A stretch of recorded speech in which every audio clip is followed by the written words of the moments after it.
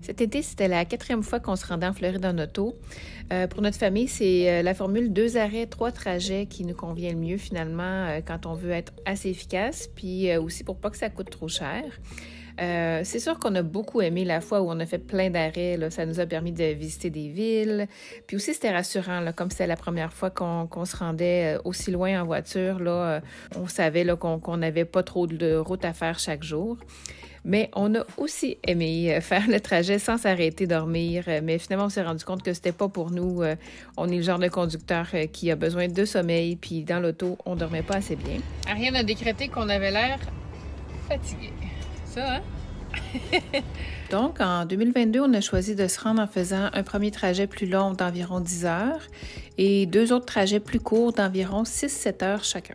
Comme on roulerait tôt le matin, on a choisi de prendre l'autoroute 87 où il y a quand même plus d'arrêts de service pour les toilettes puis pour l'essence.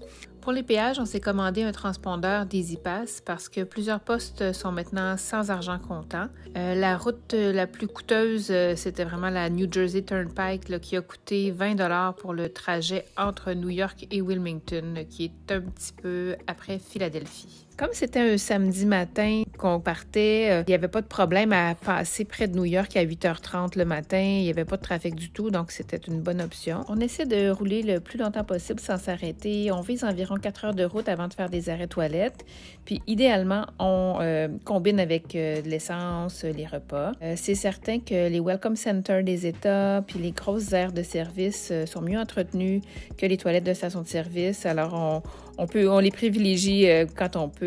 Notre première journée de route a commencé à Montréal vers 2h15 le matin et s'est terminée à Baltimore vers midi. On a déjeuné notre classique de voyage, le beef jerky et les biscuits sablés, avec des collations qu'on avait apportées là, du Québec là, qu'on pouvait traverser aux douanes. On s'est arrêté manger au McDo, puis on est allé chercher une carte SIM au centre d'achat, puis ensuite on a terminé la journée en visitant Baltimore avant d'avoir accès à notre hôtel qui est en banlieue de Baltimore, justement. C'est le Best Western d'Elkridge où on avait déjà dormi en 2018. On choisit habituellement des hôtels qui ont des lits queen. Souvent, c'est des Best Western ou des Holiday Inn Express. Mais une chose qu'on s'assure toujours d'avoir, c'est les déjeuners gratuits pour le lendemain matin. C'est très pratique. En général, on paie aux environs de 200$ la nuit avec tous les frais inclus. Un petit peu en dessous de ça, là, donc pour arriver dans notre budget comme on le désire. Les gens se demandent souvent comment on s'occupe pendant ces longs trajets-là.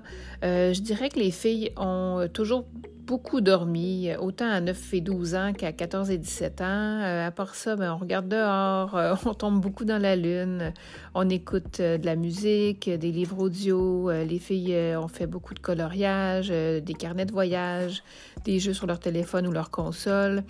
Le temps finit par passer, puis on s'en rend pas tant compte. Pour notre deuxième journée de route, on est parti de l'hôtel vers 8h30 et on a dîné au Welcome Center de la Caroline du Nord. On s'était acheté ce qu'il fallait pour se faire des sous-marins pour notre souper de la veille et grâce à notre glacière qu'on traîne toujours avec nous, on a pu utiliser les aliments restants pour se faire à dîner. En après-midi, on a vécu un petit stress à cause d'une alerte sur nos cellulaires qui annonçait une tornade dans le comté où on se trouvait en Caroline du Nord. On a décidé de juste poursuivre notre route, mais on faisait juste s'imaginer des tornades apparaissant entre les arbres. Ce soir-là, on a soupé du Taco Bell. C'est un des restos qu'on trouve vraiment économique, en plus d'être un des favoris de notre famille. Le lendemain, on a traversé la Caroline du Sud et la Géorgie pour se rendre à notre destination finale en Floride. On s'est arrêté dîner chez Arby's aux environs de Savannah en Géorgie. Notre trajet se terminait en Floride, mais on ne se rendait pas tout de suite à Disney. On s'est d'abord loué un condo près de la plage à Sainte-Augustine où on est resté 4 nuits. On a profité de la mer, des belles plages, du condo, de la vieille ville. Je vous laisse donc sur quelques images de cette magnifique destination qu'on vous suggère fortement. À la fin de la vidéo, vous allez pouvoir voir également le budget global de ce trajet vers la Floride.